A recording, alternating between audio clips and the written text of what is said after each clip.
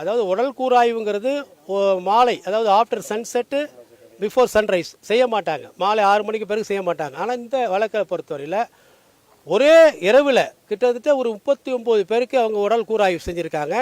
நைட்டே வந்து இன்பார்ம் பண்ணி வச்சுருந்துருக்காங்க. இது ஒரு இது எப்படிக்கான இது ஒரு சாத்தியம் எப்படி இருந்துச்சு, இந்த மருத்துவர்கள் எங்கேருந்து வந்தாங்க, அந்த மருத்துவர்கள் அந்த உடல் கூராய்வு செய்வதற்கான அந்த தகுதி படைத்தவர்களா, இதே போன்ற கொஸ்டின் எல்லாம் எங்களுடைய வழக்கிலே நாங்கள் இன்றைக்கு தொடுத்திருக்கிறோம்.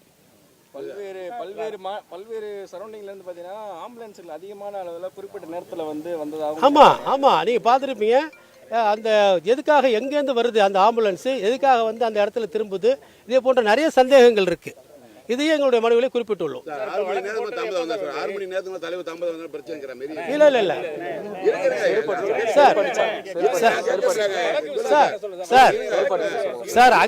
சார் அங்கே வந்து 3 to 10 தான். 3 to 10க்குள்ளே எங்களுக்கு பண்ண சொல்லியிருக்காங்க. அந்த அடிப்படையில் தான் அவர் வந்திருக்காரே தவிர அதில் எந்த விதமான காலதாமதமும் இல்லை.